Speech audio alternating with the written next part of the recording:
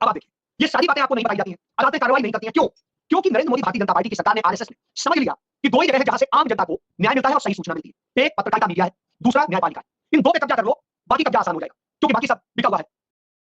तत्कालिक जो प्रतिक्रिया कंपनी की तरफ से या सरकार की तरफ से या उनके समर्थकों की तरफ से आई थी वो ये थी कि दानिश की जो हत्या हुई तालिबान के द्वारा या अफगानिस्तान फोर्सेस के द्वारा अफगानिस्तान में, तो उसे लेकर मैं लिख रहा था और मैं देख रहा था कि अफगानिस्तान के जो प्रेसिडेंट है उन्होंने भी उस पर आलोचना की है, तालिबान ने भी की है, अमेरिका के विदेश मंत्रालय ने की है, फ्रांस ने की है, सारे देशों ने की है, पत्रकारिता के बड़े बड़े संगठनों ने की है, पूरा देश उसी को लेकर दुखी है। लेकिन प्रधानमंत्री की तरफ से उससे एक ट्वीट नहीं आता है। हमारे देश के प्रधानमंत्री अपने एक जर्नलिस्ट जो कि एक बड़ी संस्थान में काम कर रहे थे, बहुत प्रसिद्ध थे, अच्छा काम किया था, उनके लिए एक ट्वीट नहीं कर सकते। और ऐसा नहीं कि प्रधानमंत्री इसी की डेथ पर ट्वीट नहीं करते। प्रधानमंत्री ने एक खिलाड़ी की जब अंगूठा में चोट आ गई थी उसके लिए ट्वीट किया। प्रधानमंत्री ने अफगानिस्तान में जो करीब मेरे से अभी डाटा पड़ा था कि अफगानिस्तान में जो डेथ हुई है, जो हत्याएं हुई हैं, उन पर 8 बार ट्वीट किए, लेकिन प्रधानमंत्री ने उनके लिए किया जो अभी अफगान मारे गए। तो उसे लेकर जो एक मेरे अंदर जो एक मैं जो हर्ट हुआ था कि मतलब हमारे देश के अगर अफगानिस्तान से बात करें, राहुल गांधी नहीं करेंगे, मायावती नहीं करेंगे, मायावती आंसर नहीं करती, अगर राहुल गांधी ट्वीट नहीं करते तो उनसे भी सेम बात में लिखा था। लेकिन जो प्रधानमंत्री हमारे देश के रिप्रेजेंटेटिव हैं तो उनके लिए लिखा कि आप एक सेमलेस प्रधानमंत्री हैं। तो उसे लेकर जो उनके समर्थक हैं उन्होंने घेरना शुरू किया और आज तक को टैग करना शुरू किया और उसके जो मालिक हैं उनको टैग करना शुरू किया कि चाहते क्यों नहीं। तो एक तरह का एक दबाव जो बन गया उन पर, तो उसे लेकर उन्होंने एक कार्रवाई की और मुझे रात को एक ईमेल आता है कि आप मतलब तत्काल या इसी समय से इमीडिएटली बर्खास्त किए जाते हैं। टोटल मिस हो गया। तो उसे लेकर कोई वार्निंग वगैरह नहीं थी और वार्निंग होती तभी मैं ये बात लिखता कि प्रधानमंत्री सेमलेस प्राइम मिनिस्टर है।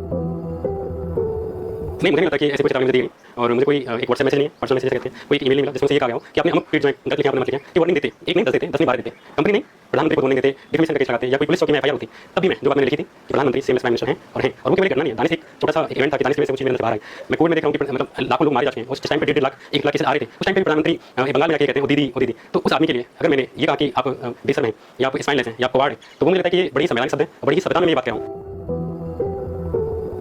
जो आईएएस आईपीएस हैं या जो लोग सरकारी जगह पर काम करते हैं वो लोग, या जो एक मान लीजिए किसी दुकान है या आप या पत्रकार हैं, ये जो दर्शक जो देख रहे हैं, वो कुछ भी लिखने से पहले क्या सोचते नहीं है। सारे लोग सोचते हैं इस देश के नागरिक, इस देश के लोकतंत्र की हार ही है कि लोग लिखने से पहले सोच रहे हैं, पत्रकार लिखने से पहले सोच रहे हैं। तो मैं तो जागरूक हूँ, मुझे पता है कि किस तरह से गिरा जा सकता है। मेरे आसपास के लोग मुझे लगा है, जैसे मैंने से लोग हमारे दोस्त अभी जेलों में, उमर खालिद जेल में, मंदी पुनिया मुझे मिला देगा। तो ऐसे तमाम आपके सामने उदाहरण है। तो मुझे तो एक ट्वीट लिखते समय मुझे एक शब्द में पता होता था कि इस शब्द में क्या पढ़ा सकते हैं। लेकिन इस देश में लोगों ने अपनी आज़ादी के लिए, अपने बोलने की आज़ादी के लिए बहुत सारी कीमतें चुकाई, लोगों ने जान का पेमेंट करके वो आज़ादी ली है। मैंने केवल नौकरी गवा के ये आज़ादी ली। तो मुझे लगता है कि मैंने बहुत ही अफोर्डेबल प्राइस पे ये चीज़ हासिल किया और मुझे बहुत सस्ते में ये चीज़ मिली है कि मुझे वो आज़ादी केवल एक नौकरी गवाने से मिली।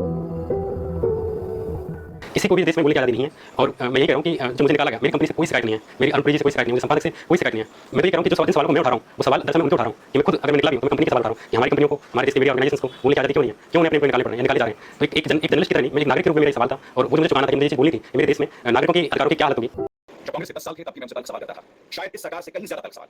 और जब ये सरकार है मेरे तल्ख सवाल मेरे सवाल शाही है। फर्क ये है कि आज जब मैं इस सरकार से सवाल करता हूं तो मुझे देशद्रोही बताया जाता है, मेरे परिवार को टारगेट किया जाता है। तुम मोदी विरोधी हो, तुम नक्सली हो, तुम हिंदू विरोधी हो, तुम देशद्रोही हो।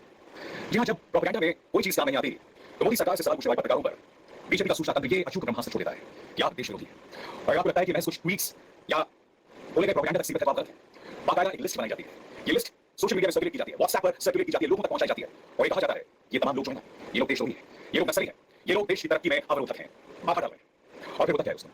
फिर होता ये है कि आपके टेलीफोन नंबर को सार्वजनिक कर दिया जाता है, आपके फोन पर लगातार गंदी गंदी गालियां दी जाती हैं, आपके परिवार को टारगेट किया जाता है। सवाल ये नहीं, सवाल ये कि अगर मेरे कोई विचार हैं और इन विचारों पर मैं मौजूदा सरकार से सवाल करता हूं तो आपको मुझसे सवाल करने का हक है, मगर मुद्दा ये नहीं है।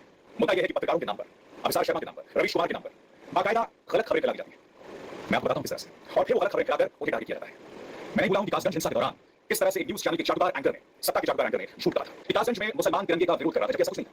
हकीकत यह कि मुसलमान भी उस चौराहे पर तिरंगा फहरा रहा था और मैंने एक वीडियो ब्लॉक किया। उस वीडियो ब्लॉक में मैंने यही कहा, तथ्यों क्या था, ये पूरी तरह से गलत है। नतीजा क्या हुआ?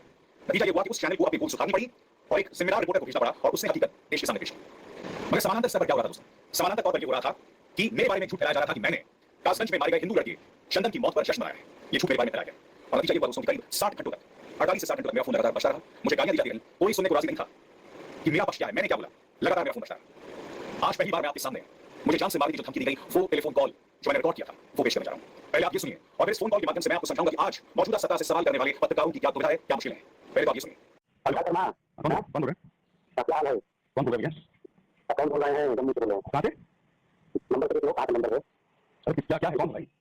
जल्दी तुम डॉक्टर के पास में जाने वाले हो? क्या जाने वाले हो? हां, डॉक्टर के पास में जाने वाले हो जन्नत में, चंडीगढ़ में निकलने में डॉक्टर के लिए। अच्छा, क्या जानना है तुम?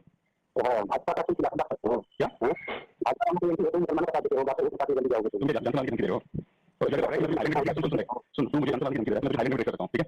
ये बात रखना, ये नंबर आगे मेरे तुम मुसलमान का करते हो। अब ये नंबर जो है ना, अब ये नंबर मैं थाईलैंड पुलिस को कॉल करने वाला हूं, ठीक है? ठीक है, क्या नाम है? चलो अब तुम नाम है अपना नाम। हां, कभी नहीं चाहिए शर्मा के लोग जानने वाले नहीं है, फोन कर ऐसा नहीं कि इस शख्स के खिलाफ मैंने पुलिस में शिकायत नहीं की। मैंने मामला अपने संपादक के सामने रखा, पुलिस से शिकायत की। मैंने इससे पहले कई बार पूछा था कि मेरे बारे में इस तरह की अफवाह फैलाई जाती थी और मुझे गालियां पड़ने लगती थी। मैंने शिकायत की थी मगर उस पर कोई एक्शन नहीं हुआ, कोई एक्शन नहीं हुआ। वैसे में आपको लगता है कि शिकायत का फायदा क्या है? इसी तरह से अन्य पत्रकारों के बारे में भी झूठी खबरें फैलाई जाती हैं और आपको इस तरह से चांस से मारने की धमकियां लगती है। पत्रकारों को अब जब महफिलों में जाना होता है साथ में बाउंसर्स ले जाने पड़ते हैं। ये तो विधायक मुश्किल किसी और की नहीं, रवीश कुमार की। आप सुनिए शख्स को जिसने रवीश को जान से मारने की धमकी दी थी, और इस बार भी इसलिए धमकी दी थी कि रवीश के बारे में भी एक झूठ फैलाया गया था। एक झूठ फैलाया गया था कि एक हिंदू लड़की के बलात्कार को रवीश ने सही ठहराया था या उसे जायज ठहराया था। उस उम्र रवीश कुमार मैं चेतावनी देता हूं, एक दिन मेरे हाथों से मरेगा तू, दबा दबा के मारूंगा, यहां से पाकिस्तान ले जाऊंगा, तुम्हारा घर। एक पत्रकार होता है, न्यूज़मैन होता है, हनुमान या बैटमैन नहीं होता है। या उसे जान से मारने की धमकी दें और वो अपनी रक्षा कर सके, ऐसा नहीं होता। वो अपनी रक्षा नहीं कर सकता है। उसकी अपनी जिम्मेदारियां होती हैं, उसे अपना परिवार चलाना होता है, अपने बच्चों की रक्षा करनी होती है। और आज मैं स्पष्ट कर देना चाहता हूं कि मेरी पहली प्राथमिकता मेरी जिंदगी में मेरा अपना परिवार है। मेरा पेशा इसके बहुत बाद में आता है। अगर मेरे परिवार पर कोई खतरा आएगा तो मैं अपना पेशा उसके लिए कुर्बान करने को तैयार हूं। क्या आप ये बात समझते हैं? क्या आप ये बात समझते हैं कि जब आप लोगों को धमकाते हैं, उनके बारे में झूठी और गलत खबरें फैलाते हैं, तो उससे क्या होता है? और सबसे बड़ी बात ये नहीं है, सबसे बड़ी बात ये है कि इस झूठ को फैलाने में मदद सत्ता में बैठी हुई पार्टी का सूचना तंत्र, उनका आईटी सेल कर रहा है। वो इस तरह के झूठ के प्रसार कर रहे हैं। बीजेपी आईटी सेल के मुखिया अमित मालवीय ने बाकायदा कुछ पत्रकारों के बारे में झूठ फैलाया। मीडिया का एक बहुत बड़ा खड़ा, उसके एंकर्स बाकायदा अपने प्राइम टाइम प्रोग्राम्स में कहते हैं कि दोस्तों बताइए ऐसे पत्रकारों का क्या किया जाए जो देशद्रोहियों के साथ खड़े हैं, जो मोदी जी की पॉलिसी का विरोध करते हैं, बताइए ऐसे उनका क्या किया जाए। ये बातें बाकायदा कही जाती हैं। इन्हें अफसर प्रेमी कैंप की संज्ञा दी जाती है। इन्हें डिजाइनर पत्रकार कहा जाता है। सिर्फ इसलिए कि ये सत्ता से सवाल करते हैं। और नतीजा ये होता है कि ऐसे पत्रकारों को पहचान से मारने की धमकी लगती है। ना आप उनकी जान को लेकर सुरक्षा दे रहे हैं, बल्कि ऐसी ढेर मिसालें आपके सामने कराएंगी जहां ऐसे पत्रकारों को नौकरियां मिलने में ढेर मुश्किलें पेश आती हैं। तो मिसालें आपको देना चाहूंगा। दोनों मेरी खास मित्र हैं। सिंह, जिन्होंने अमित शाह के बेटे जय शाह के जो निजी संपत्ति, उनका जो टर्नओवर था, किस तरह से उसमें क्रांतिकारी बढ़ोतरी आई, उसको लेकर कहानी की थी। उन्होंने पीयूष गोयल की अपनी कंपनी के बारे में कहानी की थी। और ये वही पत्रकार हैं जिन्होंने रॉबर्ट वाड्रा के ऊपर कहानी की थी, टूजी स्कैम के ऊपर कहानी की थी। जब तक रॉबर्ट वाड्रा टूजी स्कैम पर कहानी कर रही थी, बीजेपी की वाई कर रही थी। मगर जैसे ही उन्होंने जय शाह को बताया, पीयूष गोयल को बताया, तो इन्हें लगातार टारगेट किया जाता रहा। रोहित ने मुझे बताया था कि आज मैं कहीं नौकरी नहीं करना चाहती, मैं सिर्फ नौकरी नहीं करना चाहती, क्योंकि मैं जिस तरह की स्टोरीज कर रही हूं, मेरी स्टोरीज कोई भी मुख्य धारा का न्यूज़पेपर या मुख्य धारा का न्यूज़ चैनल नहीं चलाएगा। ये अपने आप कितनी बड़ी त्रासदी है। एक अखबार में अलग अलग विचार के लोग, अलग अलग रिपोर्टिंग करने वाले लोग होने चाहिए। मगर ऐसा लग रहा है कि समाचार पत्रों में, न्यूज़ चैनल्स में एक सोच के लोगों को खूंसा जा रहा है। और ऐसा नहीं कि लक्ष्मणपंथी सोच है, ये सुविधावादी सोच है। अभी ये सरकार सत्ता में है, अभी सरकार का डर है, लिहाजा ये लोग इस सरकार का गुणगान करते हैं। जैसे ये सरकार जाएगी तो जो सत्ता में आ जाएगी सरकार, वो उसका गुणगान करेंगे। मामले में यूएपीए कानून के तहत मुकदमा चलाने के लिए दिल्ली के उपराज्यपाल वीके सक्सेना ने जो मंजूरी दी है, उसका इशारा बहुत साफ है। इसी तरह आईएएस एक्टिविस्ट बने हर्ष मंदर को भी कई नोटिस मिले। सच ऐसा लगता है जैसे मोदी लोकसभा में जनता के हाथों मिली पराजय का बदला पत्रकारों और एक्टिविस्ट लेना चाहते हैं, खासकर पत्रकारों से, और खासकर उन पत्रकारों से जो विदेशी मीडिया संस्थानों के लिए दिल्ली या भारत में रहकर काम करते हैं। पिछले कुछ महीनों में मोदी सरकार ने दिल्ली से काम करने वाले दुनिया के 3 दिग्गज पत्रकारों को भारत छोड़ने पर मजबूर किया, और एक महिला पत्रकार तो पूरे 23 साल बाद भारत छोड़कर गई, अपने पति और बच्चे को छोड़कर यही शादी कर ली थी। पत्रकारों के संगठन दिल्ली यूनियन ऑफ जर्नलिस्ट यानी डीयूजे ने इस पर कड़ी प्रतिक्रिया जाहिर की है। उसने बयान जारी करके कहा है कि दिल्ली पत्रकार संघ भारत सरकार द्वारा विदेशी पत्रकारों को वीजा देने से इंकार करने के हालिया कदमों से हैरान। हाल के महीनों में 3 विदेशी पत्रकारों को चुनावों से पहले उनके वीजा की अवधि बढ़ाने से मना कर दिया गया। सबसे ताजा मामला है सेबेस्टियन फ्रांसिस का। सेबेस्टियन रेडियो फ्रांस इंटरनेशनल समेत कई संस्थानों के लिए दक्षिण एशिया संवाददाता के तौर पर काम करते थे दिल्ली में रहकर। हैरानी की बात यह है कि उन्हें लोकसभा चुनाव से पहले 7 मार्च 2024 को गृह मंत्रालय ने जर्नलिस्ट यानी पत्रकारिता परमिट बढ़ाने से मना कर दिया। हालांकि इसका खुलासा उन्होंने 20 जून को किया। उन्होंने ट्विटर पर बाकायदा एक सार्वजनिक बयान जारी किया। उन्होंने लिखा, 17 जून को मुझे भारत छोड़ने के लिए मजबूर किया गया। एक ऐसा देश जहां मैंने 13 साल तक पत्रकार के रूप में काम किया और रहा। Radio France international, radio France, liberation और स्विस और बेल्जियम के सार्वजनिक रेडियो के लिए दक्षिण एशिया संवाददाता के रूप में 3 महीने पहले 7 मार्च को गृह मंत्रालय ने मेरे पत्रकार परमिट को रिन्यू करने से मना कर दिया। मुझे अपने पेशेवर दायित्वों के निर्वाह से रोक दिया गया। एमएचए को किए गए औपचारिक और बार-बार अनुरोधों के बावजूद इस प्रतिबंध को उचित ठहराने के लिए कोई कारण नहीं बताया गया। मैंने अपील करने की भी कोशिश की, लेकिन अभी तक कोई फायदा नहीं हुआ। मैं 2011 से भारत में पत्रकार के रूप में काम कर रहा हूं और सभी आवश्यक वीजा और मान्यताएं प्राप्त कर चुका हूं, हर तरह का एक्रेडिटेशन। मैंने विदेशी पत्रकारों के लिए भारत में लगाए गए नियमों का सम्मान किया है। इसलिए यह पेशेवर प्रतिबंध मेरे लिए एक बड़ा झटका है। मुझे भारतीय आम चुनाव की पूर्व संध्या पर सूचित किया गया था, जो दुनिया का सबसे बड़ा लोकतांत्रिक चुनाव है, कि मैं उसका कवरेज नहीं कर सकता।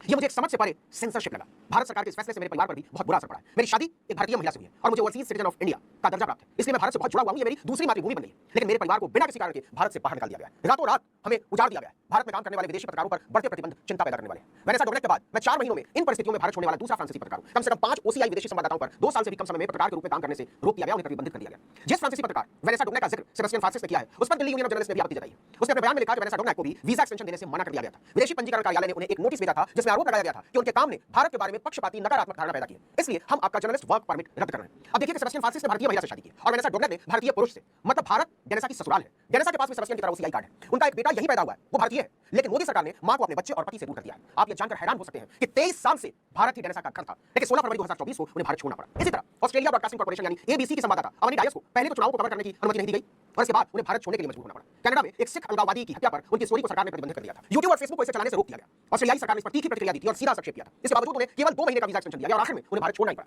दिल्ली यूनियन ऑफ जर्नलिस्ट बयान में कहता है कि संघ विदेशी संवाददाताओं द्वारा रिपोर्टिंग पर बढ़ते प्रतिबंधों को लेकर निराशा जाहिर करता है, जिन्हें 2016 से नागालैंड, सिक्किम, अंडमान और निकोबार, मिजोरम, मणिपुर, अरुणाचल प्रदेश, उत्तराखंड, हिमाचल प्रदेश और राजस्थान के कुछ हिस्सों में जाने के लिए यात्रा परमिट की आवश्यकता होती है। केवल भारत का वीजा मिलने से नहीं होगा, अगर राजस्थान के कुछ हिस्सों में जा रहे हैं तब भी परमिट चाहिए। जम्मू कश्मीर की यात्रा के लिए भी यात्रा परमिट की आवश्यकता होती है। कई मामलों में यात्रा से इंकार कर दिया जाता है। इसके अलावा अनुमति मिलने में हफ्तों लग जाते हैं, जबकि समाचार घटनाओं को तत्काल कवरेज की जरूरत होती है। अब जरा गोदी मीडिया और भारत छोड़ने पर मजबूर किए गए इन पत्रकारों का अंतर भी समझ लीजिए। भारत के पत्रकार जहां सिर्फ झुकने के लिए कहने पर कीड़े की तरह रेंगने लगते हैं, सिर झुकाने के लिए कहने पर मुंह खोलकर आगे कर देते हैं, वहीं ये पत्रकार ये भी लिख देते हैं कि भारत को सकारात्मक रूप से कवर करने के लिए अधिकारी किस तरह से दबाव बनाते हैं। डीयूजे ने लिखा है कि वीजा और कवरेज की व्यवस्था अक्सर देशों के बीच पारस्परिक होती है। यह रणनीतिक कूटनीति का एक हिस्सा है। अगर भारत विदेशी पत्रकारों के लिए काम करने की परिस्थितियां मुश्किल करेगा तो यह उन देशों की सरकारों की नजरों से छिपा नहीं रह सकता। ऐसे में वो भी भारत के पत्रकारों को वीजा देने से इनकार कर सकते हैं या भारतीय पत्रकारों को देश छोड़ने पर मजबूर कर सकते हैं। डीओजे ने कहा है कि भारत जैसे परिपक्व लोकतंत्र को देश के भीतर और बाहर प्रकाशित विविध विचारों और राय के प्रति उचित सहिष्णुता दिखानी चाहिए। विदेशी पत्रकारों के खिलाफ प्रतिकूल कार्रवाई करने से विदेशों में भारत की बदनामी ही होगी। लेकिन क्या मोदी इतनी दूर की सोचते होंगे? और एस जयशंकर जैसे जेएनयू वाले विदेश मंत्री कैसे सोचते हैं लोकतंत्र के बारे में? उन्हें क्या लगता है कि विदेशी पत्रकारों को भारत में काम करने से रोक देंगे तो दुनिया में मोदी की महानता के बारे में खबरें छपनी बंद हो जाएंगी? सोचिए कितने मासूम है मोदी और उनके नाटक। का सच क्या है? ऐसा क्या हुआ इस न्यूज़ चैनल में कि इतने बड़े जर्नलिस्ट ने प्रसून बाजपेयी को रिजाइन करना पड़ा? मैं आपको उनके खुद के शब्दों में बताना चाहूंगा। उन्होंने कुछ ऐसी चौंका देने वाली चीजें बताई हैं जिन्हें जान के आप भी हैरान हो जाएंगे। आइए देखते हैं। इस पूरी कहानी की शुरुआत होती है 20 जून 2018 से। 20 जून को दोस्तों हमारे प्रधानमंत्री जी वीडियो कॉन्फ्रेंस में बात कर रहे थे देश के कुछ किसानों से। उस पूरी वीडियो कॉन्फ्रेंस का कंक्लूजन ये निकल रहा था कि बेसिकली मोदी जी बहुत अच्छा काम कर रहे हैं किसानों के लिए और हमारे किसान भाई भी बड़े खुश हैं। एक पॉइंट उस वीडियो कॉन्फ्रेंस में एक फार्मर कहती है कि मेरी इनकम डबल हो गई है। और पहले की तुलना में आय कितनी बढ़ गई आपकी? अभी दोगुनी हो गई है सर। अच्छा, और जो महिलाएं आपके साथ काम कर रही हैं उनकी आय भी बढ़ गई होगी? जी सर। देखिए मैं किसान भाइयों में ये दिखाता है। असल में हमारे प्रधानमंत्री जी ने प्रॉमिस किया कि 2022 तक फार्मर्स की इनकम डबल हो जाएगी। तो ये वीडियो कॉन्फ्रेंस कहीं उसी दिशा में जा रही थी। ये दिखाया जा रहा था कि फार्मर्स की इनकम डबल होनी शुरू हो चुकी है अभी से। अब क्या हुआ कि दोस्तों एबीपी न्यूज़ ने अपने ग्राउंड रिपोर्टर्स भेजे इस गांव में, छत्तीसगढ़ में गांव था। इस स्पेसिफिक औरत के पास ग्राउंड रिपोर्टर्स भेजे ये पूछने के लिए कि आपकी इनकम एक्चुअली में डबल हुई है क्या? जो धान की खेती थी 2 एकड़ में, उससे कमाई दोगुनी हुई क्या?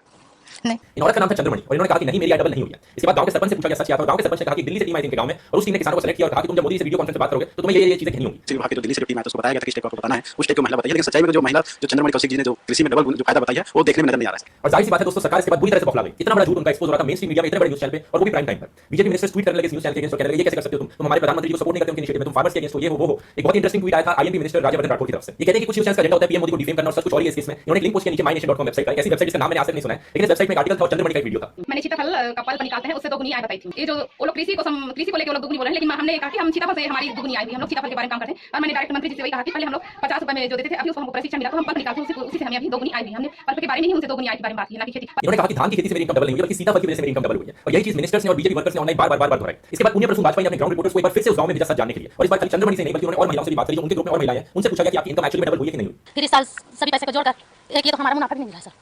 ये जो कहा जा रहा है दोगुना हो गया और पैसा मिला, इसकी सच्चाई क्या है फिर? मतलब चंद्रमणि जी जो बताई है फिर उसकी सच्चाई क्या है? समूह को आगे बढ़ाने के लिए बोले सर। आय नहीं बढ़िया, नो सर, मुनाफा नहीं हुआ। आपको फायदा कितना मिला? जैसे आप 1 साल काम की 2 साल कुछ काम नहीं मिला सर। वो हमारा 100 रुपया खुद भरते हैं वो भी नहीं मिला। और फिर से एक बार चंद्रमणि से पूछा गया कि तुम्हारी ग्रुप की और औरतें तो कह रही हैं उनकी इनकम डबल नहीं हुई है तो तुम कैसे कह सकते हो कि तुम्हारी इनकम डबल हुई है? और इस बार दोस्तों चंद्रमणि बिल्कुल चुप रही हैं। बताइए कि जो समूह की अन्य महिलाएं आरोप लगा रही हैं कि उन्हें पैसा नहीं मिल रहा है, 6000 रुपए जमा की हैं, 4000 रुपए मिला है, उसकी क्या सच्चाई है? 12 लोग की कमाई में फिर क्या सच्चाई है उसकी? हम यहाँ पे चंद्रमणि को ब्लेम नहीं करना चाहिए क्योंकि पता नहीं किस टाइप का प्रेशर उन पे डाला गया होगा, किस टाइप की धमकियां उन्हें दी गई होंगी, ये अपना मुंह मत खोलना। लेकिन सच यहाँ पे दिखता है दोस्तों। दूसरी बार सरकार का झूठ एक्सपोज हुआ और इस बार वो सारे मिनिस्टर जो फेवर में ट्वीट कर रहे थे इसके उनको भी एम्बैरेसमेंट झेलनी पड़ी। बाजपेयी जी ने चीज 9 जुलाई वाले मास्टर शो के एपिसोड में एक्सपोज करी थी और इसके बाद से दोस्तों सारे मिनिस्टर्स और ये सारे ट्रोल्स ने अपनी चुप्पी साधे रखी। लेकिन दोस्तों 9 जुलाई के बाद से चैनल के ब्लैकआउट होना शुरू हो गए। बहुत से लोगों की देश भर से कंप्लेंट्स आने लगी कि जब भी वो एबीपी न्यूज़ चैनल 9 से 10 बजे के बीच में खोलते हैं, जब बाजपेयी जी का मास्टर शो का न्यूज़ शो आ रहा होता है, एबीपी न्यूज़ चैनल को ब्लैकआउट कर दिया जाता है। यानी जब वो टीवी चैनल खोलते देखते हैं तो उनको सिर्फ ब्लैक स्क्रीन दिखता है या फिर बहुत सारी डिस्टर्बेंसेस और इंटरप्शंस दिखती हैं। यहाँ पे कमाल की बात यह है कि वो डिश एंटीना की प्रॉब्लम नहीं थी, बाकी सारे टीवी पे जितने भी चैनल थे वो सब सही चल रहे थे। ये प्रॉब्लम खाली एबीपी न्यूज़ में थी और वो भी स्पेसिफिकली 9 से 10 बजे के बीच में। एबीपी न्यूज़ भी बाकी सारे टाइम पे फर्स्ट क्लास चल रहा था। बहुत सारे केबल ऑपरेटर्स में टाटा स्काई में एयरटेल में प्रॉब्लम देखी गई थी। बाद में एबीपी के सोर्सेस ने कंफर्म किया था कि प्रॉब्लम इंटेंशनली क्रिएट की जा रही थी। इसके बाद वायर और स्क्रॉल के सोर्सेस ने रिपोर्ट किया कि प्रेशर धीरे-धीरे बिल्डअप होता जा रहा था। एबीपी न्यूज़ के जो एग्जीक्यूटिव डायरेक्टर हैं और जो सीईओ हैं उन्होंने रिपोर्टेडली प्रेशराइज किया एबीपी न्यूज़ के मैनेजिंग एडिटर वीरेंद्र खांडेकर को और कहा कि तुम बाजपेयी जी को काबू में रखो, उन पे कंट्रोल रखो अपना। और 30 जुलाई को ये पूरी क्राइसिस पीक पे पहुंची जब अभिषेक शर्मा एक और बहुत ही डेयरिंग जर्नलिस्ट हैं एबीपी न्यूज़ में काम करने वाले, इन्होंने एक शो किया लखनऊ में हुई एक डेलाइट शूटिंग पर। लखनऊ के बहुत ही पॉश इलाके में दिन दहाड़े एक रेस्टोरेंट उनको गोली मार दी और ये सब कुछ सीसीटीवी पे कैप्चर हुआ। कुछ लोग आए, गोली मारी और चले गए। बहुत ही खुला बहुत ही आराम से हुआ और चांस की बात ये थी कि उसी वक्त नरेंद्र मोदी लखनऊ में प्रेजेंट और इन्वेस्टर्स को बोल रहे थे कि आओ लखनऊ में इन्वेस्ट करो, इतनी सेफ जगह है, कितनी अच्छी जगह है। यही चीज अभिषेक शर्मा ने अपने शो पे मेंशन करी और यही एक बहुत बड़ी प्रॉब्लम बन गई कि प्रधानमंत्री नरेंद्र मोदी का लखनऊ में थे, व्यापारियों को संबोधित कर रहे थे। उसका मकसद यह था कि बड़े पैमाने पर व्यापारी आएं और लखनऊ में उत्तर प्रदेश में निवेश करें। मगर आप देख सकते हैं बेखौफ किस तरह से अपराधी व्यापारियों को गोली मार रहे हैं। हाई पॉश इलाका है ये और ये सवाल उठना लाजमी है कि अपराध मुक्त कब होगा उत्तर प्रदेश। और फिर दोस्तों 1 अगस्त को एबीपी न्यूज़ के मैनेजिंग एडिटर मिलिंद खांडेकर ने रिजाइन कर दिया और उसके अगले ही दिन 2 अगस्त को पुण्य प्रसून बाजपेयी ने भी अपनी रेजिग्नेशन दे दी। कल यानी 6 अगस्त को प्रसून बाजपेयी जी ने पहली बार अपनी बात खुल के रखी इस मुद्दे पे और एक दबाए के लिए एक्सक्लूसिव ब्लॉग पोस्ट में उन्होंने लिख के बताया कि एक्चुअली में पीछे क्या चल रहा था पूरे टाइम। दोस्तों जो उन्होंने बताया वो बहुत ही चौंका देने वाला है। इस पूरी ब्लॉग पोस्ट का लिंक मैं डिस्क्रिप्शन में डाल दिया, आप उसे पढ़ सकते हैं। लेकिन उस ब्लॉग पोस्ट में से कुछ इवेंट्स हैं जो मैं आपको बताना चाहूंगा क्योंकि बहुत ही चौंका देने वाले इवेंट्स हैं। बाजपेयी जी लिखते हैं कि 14 जुलाई को एबीपी न्यूज़ के एडिटर इन चीफ इनसे बात करने आए थे और बातों में उन्होंने कहा कि आप मोदी जी का नाम लेना बंद कर दो। तो रिस्पांस में बाजपेयी जी कहते हैं कि बहुत मुश्किल होगा क्योंकि हर गवर्नमेंट स्कीम पे हर गवर्नमेंट पॉलिसी पे मोदी का चेहरा चिपका होता है। वो कहते हैं नहीं आप करके तो देखो, करोगे तो बेहतर होगा। और उसके कुछ ही दिनों बाद एक ऑर्डर इशू कर दिया जाता है एबीपी न्यूज़ पे कि ये मास्टर शो न्यूज़ शो में नरेंद्र मोदी का नाम नहीं लिया जाएगा। इसके कुछ ही दिनों बाद एक और ऑर्डर इशू कर दिया जाता है कि नरेंद्र मोदी का चेहरा भी नहीं दिखाया जाएगा और ये करना तो और भी मुश्किल होगा। बाजपेयी जी लिखते हैं कि 2014 से लेकर 2018 के बीच में 106 नई गवर्नमेंट स्कीम्स अनाउंस की गई हैं और सारी की सारी गवर्नमेंट स्कीम्स को मोदी जी ने खुद सामने आके अनाउंस किया। तो हर चीज में तो मोदी जी का नाम है, फोटो है, उनकी पॉलिसी यूज की जा रही है, तो कैसे उनका नाम लिया जाए? बाजपेयी जी ने आगे लिखा है कि न्यूज़ को मैनिपुलेट करने के लिए मोदी सरकार ने additional director general of I&B ministry के अंदर 200 लोगों की मॉनिटरिंग टीम बना रखी है। ये मॉनिटरिंग टीम 3 लेवल्स पे काम करती है। इसमें से 150 लोग मॉनिटर करने के लिए न्यूज़ चैनल्स को, यानी वो बैठ के रोज देखते हैं कि किस टाइप का कंटेंट दिखाया जा रहा है किस टाइप के न्यूज़ चैनल पे। इनमें से 25 लोग हैं जो नैरेटिव को शेप करते हैं, यानी वो डिसाइड करते हैं कि क्या कंटेंट दिखाया जाना चाहिए न्यूज़ चैनल्स पे और बाकी जो 25 लोग हैं वो फाइनल रिव्यू देते हैं इस कंटेंट को। इसके बाद जो भी इंफॉर्मेशन ये मॉनिटरिंग टीम कलेक्ट करती है इस सारी इंफॉर्मेशन को कंपाइल किया जाता है 3 ऑफिशियल के द्वारा, एक रिपोर्ट बनाई जाती है और ये रिपोर्ट जाके आईएनपी मिनिस्टर को दे दी जाती है, इन्फॉर्मेशन एंड ब्रॉडकास्ट मिनिस्टर। और आईएनपी मिनिस्टर से रिपोर्ट पीएमओ के ऑफिशियल्स को देते हैं, जो कि डायरेक्टली इशू करते हैं अलग-अलग न्यूज़ चैनल्स के एडिटर को, उनको बताते हैं कि क्या-क्या न्यूज़ चैनल्स पे दिखाया जाना चाहिए, क्या-क्या गलत दिखाया जा रहा है, क्या-क्या तुम्हें हटाना पड़ेगा और क्या-क्या हम चाहते हैं तुम दिखाओ। वाजपेयी जी ने लिखा है कि न्यूज़ चैनल्स पे कंट्रोल जमाना इस हद तक पहुंच चुका है कि अगर कोई भी न्यूज़ चैनल 10% बुराई भी करते हैं ना मोदी की, चाहे 90% टाइम उसने अच्छी चीजें बताई हो, पॉजिटिव लाइट में दिखाया नरेंद्र मोदी को, 10% बुराई भी करते हैं तो उसपे बीजेपी स्पोक्सपर्सन जाना बंद कर देते हैं उस न्यूज़ चैनल पे। जैसे कि एबीपी न्यूज़ पे लास्ट वीक ऑफ जून से कोई भी बीजेपी का स्पोक्सपर्सन आया ही नहीं है। तो ये है सच्चाई दोस्तों हमारे देश के न्यूज़ चैनल्स की आज के दिन। अब कुछ लोग बोलेंगे कि पहले पता कांग्रेस के टाइम पे कैसे करते थे न्यूज़ चैनल्स, कांग्रेस के टाइम पे कैसे होते थे न्यूज़ चैनल्स, आज के टाइम पे कैसे, और बीजेपी जो पिछली सरकार थी, वाजपेयी जी की जो सरकार थी, उस टाइम पे कैसे होता था न्यूज़ चैनल्स। ये चीज दोस्तों पुण्य प्रसून जी ने बहुत अच्छे से एक्सप्लेन करी एक स्पीच में। ये स्पीच 2 महीने पुरानी है लेकिन बहुत अच्छे से आपको डिफरेंस बता देगी कि आज के टाइम पे जो न्यूज़ चैनल्स की हालत गिर चुकी है नीचे, वो कांग्रेस के टाइम से कैसे डिफरेंट है और वाजपेयी जी के टाइम से कैसे डिफरेंट है। मौजूदा वक्त में डराया जाता था, कांग्रेस के दौर में एडवाइजरी दी जाती थी, भारत को धमकियां दिखाई है, तेलंगाना में आंदोलन हुआ है, 60 को दिखाई गई होती है, समर्थकों को बुलाया जाता है। आज की स्थिति में सीधे फोन कर दिया जाता है, तो फोन किसी भी जगह से आ सकता है, वो आईएनपी मिनिस्ट्री से आ सकता है, वो पीएमओ से आ सकता है, वो बीजेपी हेडक्वार्टर से आ सकता है। उस समय चीजें बढ़ती जा रही थी कि एडवाइजरी देनी है, इंटरेस्ट को बुलाना है, लेकिन दिखाया उस समय नहीं जाता था और संपादक मान लेते थे, छोड़ दिया इसको, और आज की तारीख में सीधे बोल दिया जाता है। तो क्या ये ना मान लिया जाए कि इस देश में इंस्टीट्यूशंस कोई नहीं बचा है। हमारे मित्र हैं वो बताते हैं वाजपेयी जी के साथ बहुत रहे, वाजपेयी जी से जब हम लोग मिलने जाते थे तो लगता था वहां पर पीएमओ में हर कोई प्राइम मिनिस्टर है, वाजपेयी जी प्राइम मिनिस्टर, और वो अभी जाते हैं तो कहते हैं मुझे लगता है एक व्यक्ति प्राइम मिनिस्टर, बाकी कोई शहीद है, मंत्री भी नहीं है, कोई क्या करूं। और इसलिए कहा जाता है दोस्तों हमारे देश में एक अनडिक्लेयर्ड इमरजेंसी चल रही है। जितना नीचे आज मीडिया गिरा हुआ है हमारे देश में, आज से पहले कभी इतना नीचे नहीं गिरा है।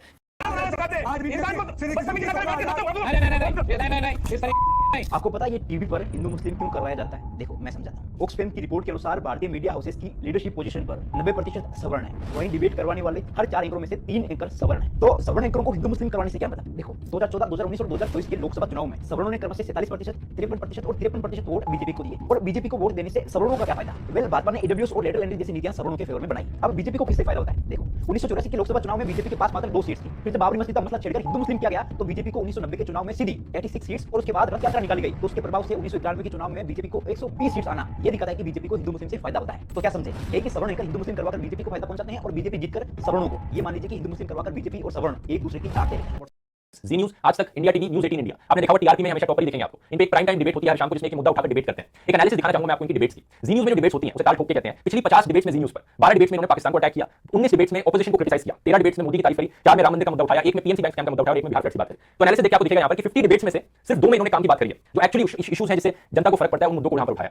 आगे देखिए इंडिया टीवी न्यूज पे जो डिबेट होती है उसे कुरुक्षेत्र का नाम दिया गया है। पिछली 53 डिबेट्स में से इन्होंने 30 में पाकिस्तान को अटैक किया, 11 में ऑपोजिशन को अटैक किया, 11 में मोदी की तारीफ करी और एक में चंद्रयान मिशन की बात करी। तो 53 में से सिर्फ एक में काम का मुद्दा उठा। न्यूज 18 में जो डिबेट होती है उसे my dear friend Amit Devgan करते हैं। इन डिबेट्स में यही कहानी आपको देखने को मिलेगी। 18 में पाकिस्तान को अटैक, ऑपोजिशन को में 25, 7 में मोदी की तारीफ, 5 में राम मंदिर का मुद्दा उठा। तो 0 डिबेट्स में अमित देवगन ने एक काम का मुद्दा उठाया एक भी बार। और आज तक में रोज साधारण डिबेट कंडक्ट करते हैं, वहां भी यही कहानी है, लेकिन स्ट्राइक रेट थोड़ा बेटर है। पिछली 44 डिबेट्स में से 4 में इन्होंने काम के मुद्दे उठाए। लेकिन इन जनरल आप देखोगे तो हर जगह वही कहानी देखने को मिलती है इन सारे टॉप न्यूज चैनल्स में। पाकिस्तान में ज्यादा दिलचस्पी है एज कंपेयर टू इंडिया में जो हो रहा है उससे। पिछले 30 दिन में एनालिसिस किया गया था, तो पिछले 30 दिन में आप सोच कर देखिए क्या क्या मुद्दे उठे थे जो एक्चुअली में काम के थे। हंगर इंडेक्स सामने आया था जिसमें बताया कि इंडिया में कितनी भूखमरी है, इकोनॉमिक क्राइसिस सामने आई थी, अनएम्प्लॉयमेंट रिपोर्ट सामने आई थी जिसमें बताया था कि हरियाणा में बाकी स्टेट से कंपेयर करके इंडिया में सबसे ज्यादा अनएम्प्लॉयमेंट रेट है और हरियाणा में इलेक्शंस भी थे। लेकिन क्या ये मुद्दा उठाया न्यूज चैनल्स ने? नहीं उठाया। मीडिया का काम होता है जनता की आवाज बनना, जनता की आवाज उठाना और सरकार तक पहुंचाना, यानी कि सरकार की आवाज उठाओ और जनता को ब्रेन वॉश करो। अब देखिए उन जर्नलिस्ट के साथ क्या होता है जो एक्चुअली में जनता के मुद्दे उठाते हैं और जनता की आवाज बनते हैं। सितंबर 2019 उत्तर प्रदेश के एक स्कूल में जर्नलिस्ट ने दिखाया कि कैसे स्कूल के बच्चों को मिड डे मील के तौर पर रोटियां दी जा रही है नमक के साथ, यानी ढंग का खाना नहीं खिलाया जा रहा है। तो रिस्पांस में क्या किया, पुलिस ने जर्नलिस्ट पर ही क्रिमिनल कॉन्स्पिरेसी का चार्ज लगा के बुक कर दिया और यूपी के सीएम योगी आदित्यनाथ कहते हैं कि जर्नलिस्ट पर कार्रवाई करी जाएगी। मतलब यानी कि स्कूल ठीक करो, जिसने मुद्दा उठाया है उसी के पीछे पड़ जाओ। यहाँ पर जून 2019 एक जर्नलिस्ट ट्रेन डिरेलमेंट को लेकर स्टोरी कर रहे थे उत्तर प्रदेश में, पुलिस ने उस जर्नलिस्ट को अरेस्ट किया, उसके ऊपर यूरिनेट किया गया, लॉकअप में रखा गया और उसे मारा पीटा गया लॉकअप में रखा, बस इसलिए क्योंकि वो एक्सपोज कर रहे थे कैसे ट्रेन डिरेलमेंट्स होती हैं। तो ये सच्चाई है दोस्तों आज के दिन की हमारे देश में सरकार ने एक जबरदस्त कंट्रोल जमा लिया मीडिया के ऊपर, स्पेशली टीवी मीडिया के ऊपर के फेवर में। आप खुद ही सोचकर देखिए 2014 में टीवी चैनलों पे किस तरह की टीवी डिबेट्स होती थी, किस तरह के इंटरव्यूज कराए जाते थे और 2019 से कंपेयर कीजिए। आज इंटरव्यूज में बात करी जाती है मोदी क्या खाते हैं, मोदी क्या पीते हैं, मोदी कैसे सोते हैं, मोदी कैसे कपड़े पहनते हैं। 2014 में हमारा मीडिया बिकाऊ था लेकिन इतनी बुरी हालत नहीं थी और बहुत लोग इस चीज को अंडर एस्टिमेट करते हैं। मीडिया दोस्तों नैरेटिव सेट करने में बहुत असर डालता है। 2011 की जो एंटी करप्शन मूवमेंट थी उसके पीछे मीडिया का बहुत बड़ा हाथ था। अन्ना हजारे दोबारा आए थे प्रोटेस्ट करने के लिए सेम चीज को लेकर, लेकिन मीडिया ने इस चीज की बात ही नहीं करी, तो इस चीज को ये मुद्दा ही नहीं बना, ये मूवमेंट ही नहीं बनी एक बार फिर से। तो मीडिया लोगों को बना सकता है, लोगों को खत्म कर सकता है और मोदी मीडिया ने मोदी को भगवान बना दिया। लेकिन सोशल मीडिया पर यही कहानी है, जो ज्यादा पैसे खर्च करेगा वो ज्यादा एड्स दे पाएगा फेसबुक पर, ट्विटर पर और अपनी बात ज्यादा लोगों तक पहुंचा पाएगा, नैरेटिव बिल्ड कर पाएगा अपने लोगों के बीच में। और यही हुआ दोस्तों, जितने पैसे बीजेपी ने फेसबुक एड्स में खर्च किए, बाकी सारी ऑपोजिशन पार्टीज ने कंबाइंड भी उतने पैसे नहीं खर्च किए, करोड़ों में पैसे खर्च किए यहाँ पर। टेलीग्राफ ने रिपोर्ट किया है कि सिर्फ वेस्ट बंगाल में 50,000 से ज्यादा व्हाट्सएप ग्रुप से बीजेपी के 10,000 से ज्यादा बीजेपी के वर्कर्स से जो कैंपेनिंग कर रहे थे सोशल मीडिया पे, इन वर्कर्स को पे करने के लिए पैसों की जरूरत होती है और जिसके पास ज्यादा पैसे होंगे यहाँ पर वो ऑब्वियसली इस गेम में आगे निकलेगा। का दौर चल रहा था। न्यूज 18 का एंकर अमित देवगन शाम करीब 7 बजे टीवी पर आता है। अमित के शो का विषय था विरोध का नाम अराजक काम। इस शो में अमित देवगन चीख कर कहता है कि किसान आंदोलन में न्यूज 18 के रिपोर्टर पर हमला हुआ है। नगेंद्र गोसाई जनता मंच पर किसानों का विरोध प्रदर्शन कवर करने गए, लेकिन तभी उनके ऊपर हमला कर दिया गया, डंडे से उनके सिर पर हमला किया। फिर व्यूअर्स से पूछता है कि क्या दिल्ली के अंदर विरोध के नाम पर ऐसा किया जाना सही है। सवाल यह है कि दिल्ली के बीचों बीच ऐसी अराजकता की छूट दी जाती है। मैं व्यूअर्स आपसे सवाल पूछता हूं, लेकिन बाद में इस मामले की सच्चाई बाहर आती है। किसानों ने किसी को नहीं पीटा, बल्कि पत्रकार और पत्रकारों की आपस की लड़ाई थी, झड़प थी, जिसमें गलती भी न्यूज 18 के ही पत्रकार की थी। मामला यह था कि यूट्यूब महिला पत्रकार की एक दूसरे फ्रीलांस पत्रकार प्रभजोत सिंह से बहस होती है। इतने में ही न्यूज 18 चैनल का पत्रकार नागेंद्र गोसाई आता है और महिला पत्रकार का साइड लेते हुए फ्रीलांस पत्रकार प्रभजोत सिंह के फोन पर झपट पड़ता है, जिसके बदले प्रभजोत सिंह अपने ट्राइपॉड से न्यूज 18 के पत्रकार सरकार पर वार करता है जिससे उसको मामूली चोट आती है। इस पूरे मामले में कहीं भी कोई किसान नहीं होता, कोई किसान नेता नहीं होता। ये लड़ाई भी नहीं थी, सिर्फ एक झड़प बढ़ती जो 3 पत्रकारों के बीच की थी। इसका किसानों से कोई लेना देना नहीं था, लेकिन चूंकि ये घटना किसान आंदोलन के आसपास हुई थी, इसलिए इस छोटी सी घटना पर ही अमित सिब्बल ने एक पूरा राष्ट्रीय शोक कर डाला और इस मामले में जबरन किसानों को बीच में लेते हुए इस तरह दिखाया कि वे हमलावर हैं, वे अराजकता फैला रहे हैं। इस वीडियो के नीचे आए कमेंट्स में भी आम जनता भी किसानों को ही गाली देती है। ऐसा नहीं था कि मामला ऐसा था कि जिसकी सच्चाई बाहर आने में वक्त लग गया हो और एंकर से गलती हो गई हो। वीडियो को अगर कोई सिर्फ 30 सेकंड के लिए ही देख ले तो उसे सच्चाई का पता चल जाएगा कि सच्चाई क्या है। ये देखो, मीडिया वाले, ये देखो बदतमीजी कर रहे हैं, मीडिया वाले, ये देखो बदतमीजी कर रहे हैं, मीडिया वाले।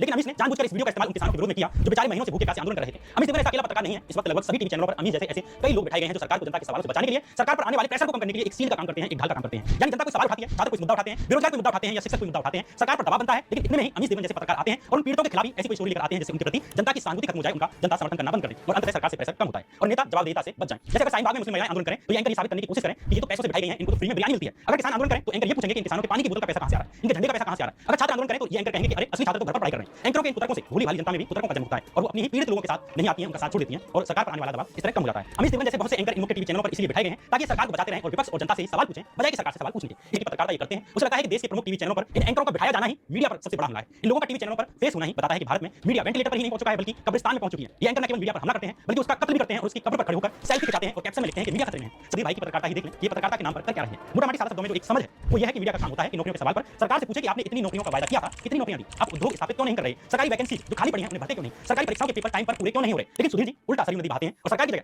जनता से पूछते हैं कि भाई सबको सरकारी नौकरी क्यों चाहिए। सुधीर जी ने सरकारी नौकरियों के प्रति आकर्षण का ही डीएनए टेस्ट कर दिया। इसका प्रभाव ये पड़ता है कि अब जो आदमी ये मान रहा था कि सरकारी नौकरियां बढ़ रही हैं, सरकारी नौकरियां निकल नहीं रही और अब सुधीर चौधरी उसे और उसके परिवार को टीवी पर बैठे-बैठे समझा देता है कि कैसे सरकार ये सब नहीं कर सकती, इतने करोड़ लोग हैं, कैसे सबको सरकारी नौकरियां दी जा सकती हैं। इसलिए मैंने शुरुआत में कहा कि कुछ खास एंकर इन टीवी चैनलों पर इसलिए बैठाए गए हैं ताकि सरकार पर पड़ने वाले प्रेशर को कम कर सकें और उसे बचाने की एक सील की तरह काम कर सकें। कल पेट्रोल के दाम यदि 1000 रुपए लीटर भी हो जाए तो सुधीर चौधरी आपको ये समझा सकते हैं कि पहले लोग बैलगाड़ी पर चलते थे, साइकिल से चलते थे, उनकी हेल्थ भी अच्छी रहती थी, पर्यावरण भी अच्छा रहता था और जलवायु परिवर्तन को अगर रोकना है तो गाड़ी छोड़कर बैलगाड़ी पर चलना शुरू कर दो। जब साल 2021 की ग्लोबल हंगर इंडेक्स रिपोर्ट में भारत की रैंकिंग गिरी तो सुधीर भाई ने हंगर इंडेक्स रिपोर्ट आई डीएनए टेस्ट कर डाला और कहा कि गरीबी है, भुखमरी है, पर इतनी नहीं है। कुल मिलाकर सुधीर चौधरी जैसे एंकर थोड़ा बैलेंस दिखाते हैं ताकि किंतु परंतु लेकिन यद्यपि हालांकि के बाद अपना एजेंडा परोस सकें ताकि लोग समझें कि भुखमरी तो पाकिस्तान में भी है, अफगानिस्तान में भी है, लेकिन विदेशी रिपोर्ट भारत को ही बदनाम दिखाना चाहती है। जब सरकार और नेताओं से पूछा जाना चाहिए था कि भारत में भुखमरी पर कितना काम हुआ है, भुखमरी कब खत्म होगी, तब सुधीर चौधरी जैसे एंकरों की रिपोर्ट का प्रभाव ये होता है कि आम जनता ये सोचने लगती है कि अरे गरीबी तो पहले भी थी और गरीबी तो पाकिस्तान में भी है, भारत को बदनाम किया जा रहा है। सुधीर चौधरी किस तरह मुख्य मुद्दों से ध्यान भटकाते हैं इसका एक उदाहरण टीएमसी सांसद महुआ मोइत्रा से जुड़ा हुआ है। टीएमसी सांसद महुआ मोइत्रा ने संसद में भाषण देते हुए भारत में बढ़ते फांसीवाद यानी तानाशाही पर सवाल उठाया। उन्होंने मानवाधिकारों की बात की, मीडिया पर सरकार के कंट्रोल की बात की, किस तरह वर्तमान सरकार द्वारा धन को अपनी राजनीति के लिए इस्तेमाल किया जा रहा है इस पर बात की। लेकिन सुधीर चौधरी ने विपक्षी पार्टी के नेता महुआ मोइत्रा के भाषण को ही नफरत से भरा भाषण बताकर एक शो कर डाला। एक नफरत भरा भाषण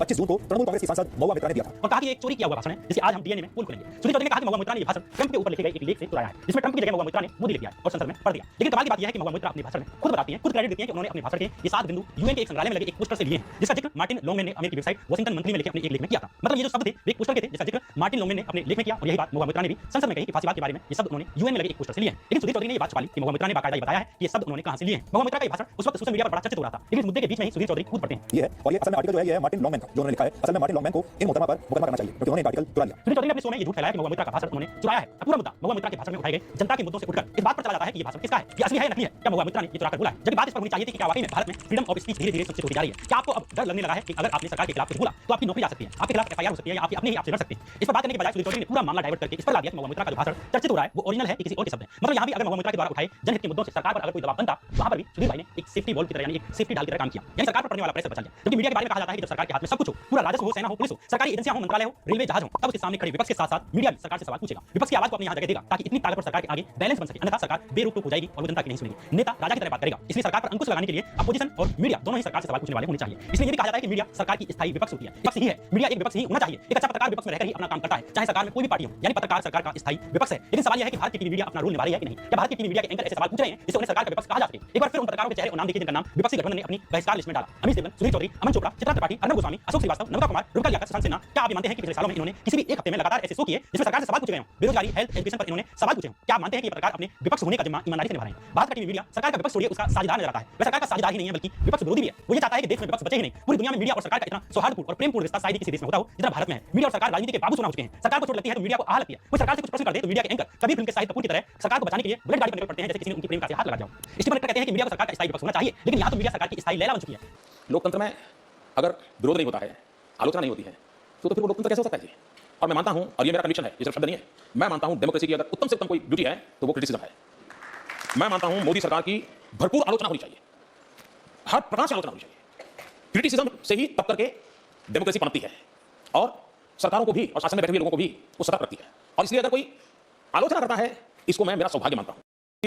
एक तंदुरुस्त लोकतंत्र के लिए क्रिटिसिज्म को सबसे ज्यादा पुरस्कृत करना चाहिए। साथ है मैं तो सरकार में मुझे कोई अगर अच्छी खबर की जानकारी देता है तो मेरा सवाल रहता है कि ये तो ठीक है मैं देखूंगा बाद में, ये बताओ इसमें वो कौन सी कमियां हैं हमारी, वो दिखाओ पहले। मैं पूछता हूं सामने से, क्योंकि कोई पूर्ण नहीं है भाई, हम सब इंसान हैं, हम में भी कमियां हैं, हम सब गलतियां होती हैं, कोई है तो बताता है। अगर मैं सुनाई भी कर दूंगा तो फिर तो मेरी गलतियां ठीक नहीं होगी, न मेरे देश का बनाऊंगा। और इसलिए थे कि कैसे उनके बीजेपी आईटी सेल के पास काबिलियत है किसी भी झूठ को पूरे देश में फैलाने की।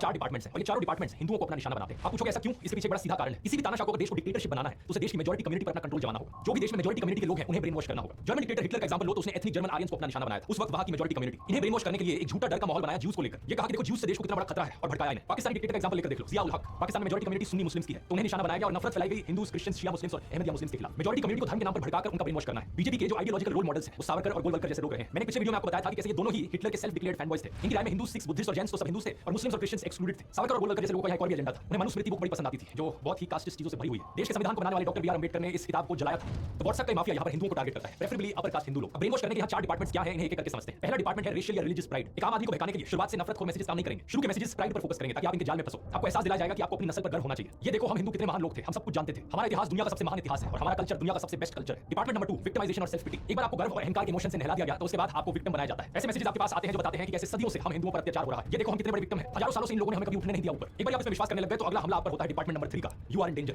आप पर ना सिर्फ सदियों से अत्याचार हो रहे हैं बल्कि आप आज अभी भी खतरे में हो। हर हफ्ते हर दिन आप पर झूठे मैसेजेस की बौछार करी जाती है। ये देखो ये आपके घरों के अंदर आपको मार देंगे, ये देखो वहां पर क्या हुआ, ये देखो वहां पर कैसे साधुओं को मार दिया, आपके साथ भी हो सकता है किसी दिन। और कौन है ये लोग जो आपके पीछे पड़े हैं? ये मुस्लिम्स हैं, क्रिश्चियंस हैं, खालिस्तानी हैं और जो आदमी एंटी बीजेपी है वो सब इनके साथ मिले हुए हैं। कांग्रेस, आम आदमी पार्टी, सारी ऑपोजिशन पार्टीज, वामपंथी, टुकड़े gang, George Soros, Pakistan, China, USA, Russia, सारी इंटरनेशनल एजेंसी सब आपके खिलाफ है। आप खतरे में हो और जब ये डर आपके अंदर भर दिया जाएगा इस डर को बचाने के लिए आएगा डिपार्टमेंट नंबर 4 मोदी की कल्ट ऑफ पर्सनैलिटी। कौन आपको बचाएगा? मोदी जी आपको आकर बचाएंगे। मोदी जी हमारे लॉर्ड एंड सेवियर है। व्हाट्सएप मैसेजेस पर आपको एहसास दिलाया जाएगा कि मोदी कोई इंसान नहीं, वो तो कृष्ण के अवतार है, राम के अवतार है। किसी भी इलेक्शन से एकदम पहले स्पेशली थर्ड और फोर्थ डिपार्टमेंट सबसे ज्यादा एक्टिवेट होते हैं। आपके पास व्हाट्सएप मैसेजेस आएंगे, अगर हिंदुओं को बचाना है तो सिर्फ बीजेपी को ही वोट दो। जस्टिफिकेशन क्रिएट करने के लिए अनगिनत झूठी कहानियां रची जाएंगी। तो शॉर्ट में एक बार फिर से आप क्रोनोलॉजी समझिए। डिपार्टमेंट 1 आप हिंदू महान हो, डिपार्टमेंट 2 आप पर सदियों से जुल्म होता आया है, डिपार्टमेंट 3 आप खतरे में हो और डिपार्टमेंट 4 मोदी और बीजेपी आपको आकर बचा लेंगे। यहाँ जिस इमोशन के रोलर कोस्टर पर आपको भेजा जा रहा है ध्यान दो कितना खतरनाक है। पहले प्राइड का इमोशन, एरोगेंस, अहंकार, फिर सेल्फ पिटी, फिर नफरत और फियर, डर। कोई हैरानी की बात नहीं कि ये सब सुनने के बाद एक आम इंसान मानसिक गुलाम बन जाता है। और यही चीज दोस्तों हिटलर के समय में भी होती थी। हालांकि उस वक्त कोई व्हाट्सएप नहीं था लेकिन अखबार, रेडियो और फिल्मों के माध्यम से यही चार डिपार्टमेंट्स का इस्तेमाल किया जाता था लोगों को ब्रेन वॉश करने के लिए। पहला इन सभी जर्मन आर्यंस को कहा जाता था कि आपकी नस्ल कितनी महान है, आप कितने महान लोग, आप सबसे उच्च जाति की प्योरेस्ट रेस हो। दूसरा, लेकिन आज आप देखो कितने बड़े विक्टिम हो, हमारी इकोनॉमी का सत्यानाश हो गया है, हमारा देश कितनी मुसीबतों से गुजर रहा है और इस सब के लिए जिम्मेदार है वो यहूदी लोग। तीसरा, आप खतरे में हो, देखो ज्यूज आकर हमारे देश को खत्म कर देंगे, वो आपके घरों में घुसकर आपको मार देंगे। और चौथा, डरने की कोई बात नहीं, हमारे सुप्रीम लीडर आकर हमें बचा लेंगे। ये हिटलर हमारे भगवान के अवतार हैं जो सारी परेशानियों से मुक्ति दिलाएंगे। एक से बढ़कर एक स्ट्रेटजी जो उस समय इस्तेमाल करी जाती थी दोस्तों, आप देखोगे कैसे आज व्हाट्सएप के जरिए आपको ब्रेन वॉश करने के लिए इस्तेमाल करी जा रही है। तो इसके बाद बस व्हाट्सएप का रेगुलर डोज चाहिए होता है। एक व्हाट्सएप मैसेज सुबह आएगा, एक व्हाट्सएप मैसेज शाम को आएगा, यही चीजें बार-बार रिपीट होती रहेंगी। फिर किसी की बनियान उतरे, किसी का अंडरवेयर फटे, 500 रुपए का पेट्रोल हो, 5000 का सिलेंडर हो, बेरोजगारी हो, मणिपुर जले, हसदेव जंगल कटे, लद्दाख पर खतरा हो, किसान को एमएसपी ना मिले, देश पर लगा पूरा कर्ज 205 लाख करोड़ पर पहुंच चुका हो, सरकारी स्कूल खराब हो, उसे कुछ फर्क नहीं पड़ता। वो बस यही कहेगा कि जो भी हो वोट तो मैं मोदी को ही दूंगा। कांग्रेस चाहे अपने मैनिफेस्टो में कितनी भी अच्छी चीजें डाल ले, बीजेपी अपने मैनिफेस्टो में चाहे कितने भी जुमले डाल ले, वो वोट फिर भी मोदी को ही देगा। क्यों? क्योंकि इस व्हाट्सएप माफिया ने उसे मानसिक गुलाम बना दिया है। उसे ये एहसास दिला दिया है कि एक मोदी ही तो है जो तुझे आकर बचाएगा।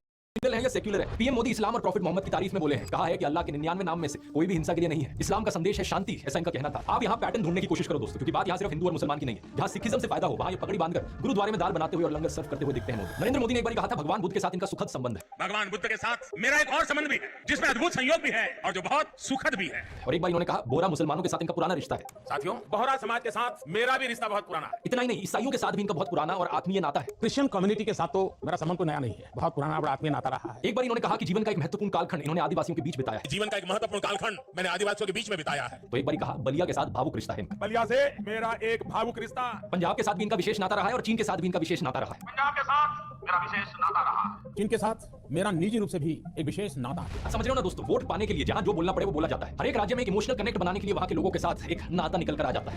एक सॉल्यूशन हो सकता है कि आप लोग खुद इंडिपेंडेंट जर्नलिज्म को सपोर्ट करें, लेकिन इंटरनेट में एक उम्मीद की किरण दिखती है। इंटरनेट पे आप और मेरे जैसे लोग खुलकर आवाज उठा पाते हैं। इंटरनेट पर बहुत सी ऑनलाइन पब्लिकेशन से काफी जर्नलिस्ट हैं जो खुलकर रिपोर्टिंग कर पाते हैं।